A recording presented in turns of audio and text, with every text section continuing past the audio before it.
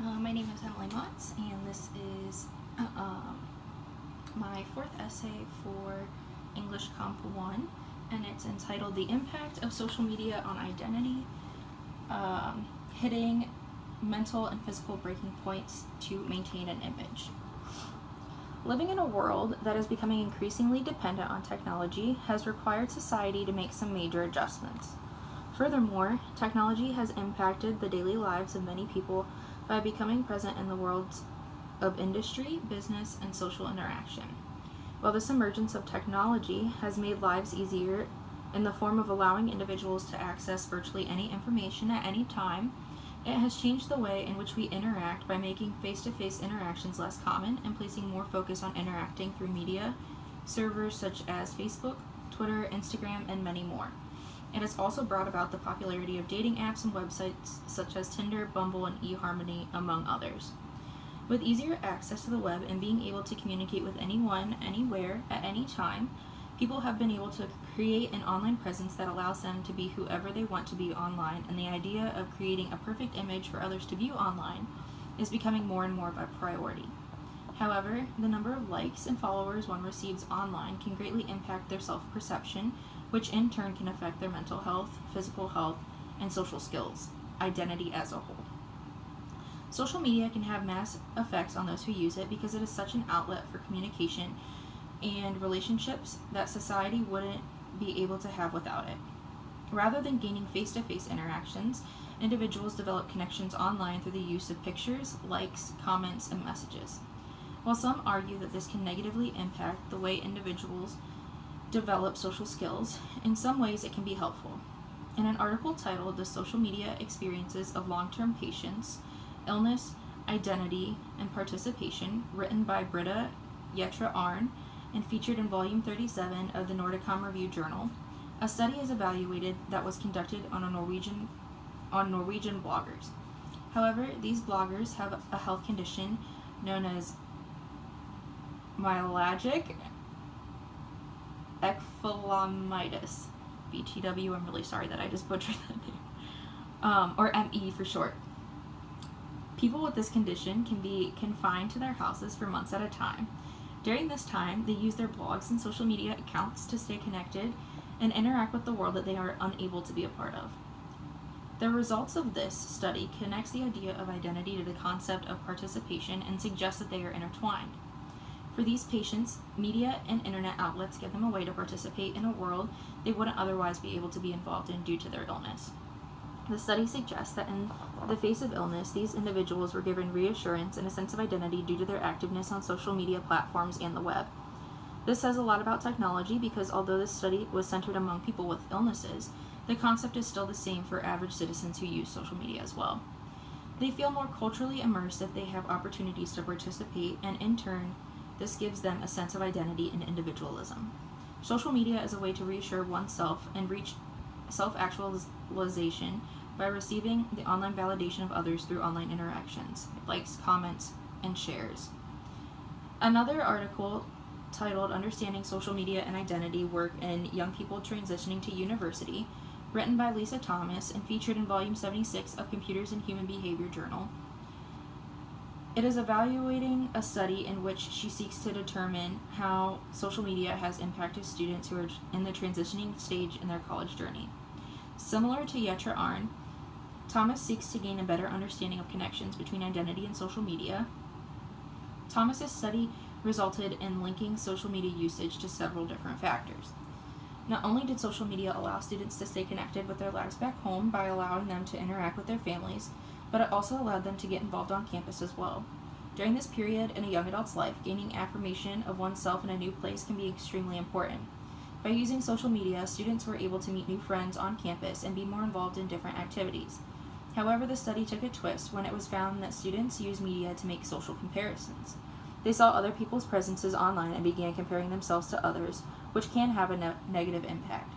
Several participants also stated that they became a different person around others in order to fit in and live up to expectations, or their perceived expectations, of others around them. This is where the negative impacts of social media on identity start to become evident.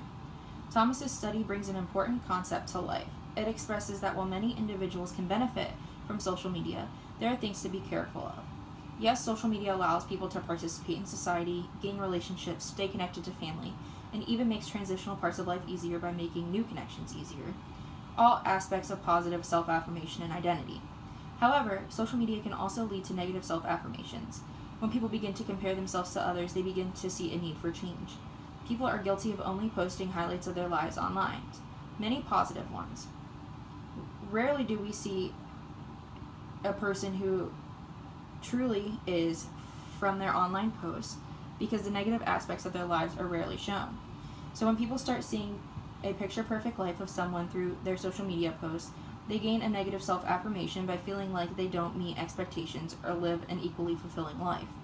This impact can oftentimes lead to individuals changing and adapting in order to meet a standard that they think exists to make them fit into the lifestyles of those they see posted about on social media. In extreme circumstances, these comparisons have darker impacts.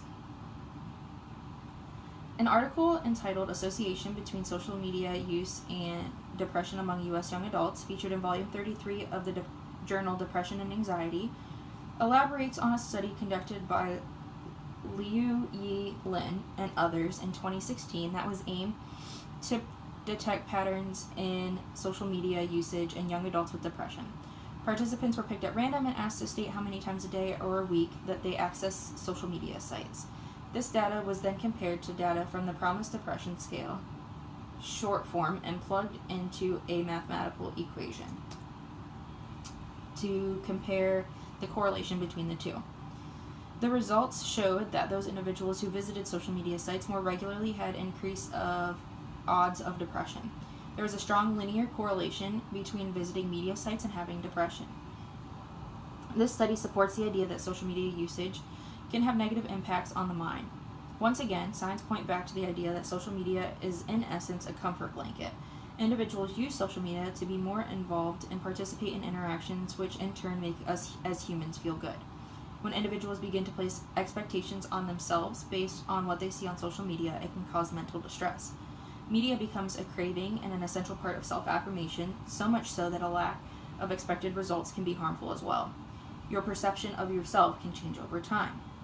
A final study conducted by R.F. Rogers in France was explained in an article titled Psychological Functioning, Media Pressure, and Body Dissatisfaction Among College Women, which was featured in volume 60 of the French journal Revue Européenne de Psychologie Appliquée. The study was conducted in order to see the relation between social media usage and body dissatisfaction in young women. It looked at psychological variables such as anxiety, depression, social phobias, and self-perception, and the impact in which media has on these variables. Young women were asked to fill out a questionnaire about body dissatisfaction and were asked to fill out a questionnaire about media pressure. As suspected, the results showed another linear correlation between the two. Media can oftentimes hurt you physically as well as mentally. As this study shows, media can alter self-perception of one's body and the way they think about themselves while interacting. Body image, especially in young women, is an important ideology that follows us, an individual, throughout their lives. Being exposed to the media and their perception of what defines beauty and normality can be warped at times. Young women find themselves altering their appearances, mindsets, and identities as a whole just to fit the mold that society has laid out on what is beauty and what makes someone perfect. When women strive to fit these molds, not only do they lose themselves mentally in psychological turmoil, but also begin to experience things such as eating disorders and plastic surgeries to alter who they are. The media is full of false ideologies in which they pretend that imperfections don't exist, and when exposed to that constantly, it takes a toll. Pictures are often altered of models in order to hide their blemishes or imperfections. Celebrities advertise themselves as natural in social media posts, but they forget to mention that they are oftentimes product of lip injections or nose jobs, or fail to mention the help of makeup artists or hairstylists to help them capture that candid moment. On a more local, close-to-home level, friends and families may post ideological photos of their families or their marriages or relationships, or even their jobs. However, in most cases, they fail to mention the struggles they go through on a daily basis within areas of life that they brag about. For example, the possibility of hidden affairs, domestic violence cases, lack of sleep due to new children, or even the fact that they don't even enjoy the jobs that they work every day. Social media is a great way to connect, but is often full of picture-perfect moments that hide the reality of one's life. Social media is a great way to stay in the loop. It connects individuals from all over the world, enabling them to build and maintain relationships as well as reach highs in self-actualization. However, too much pressure to false advertising of life that social media does can negatively impact the minds and bodies of individuals. Social media oftentimes highlights the high points of life without mentioning that there will ever be lows, and leads people to believe that they need to alter themselves to be just like everyone else.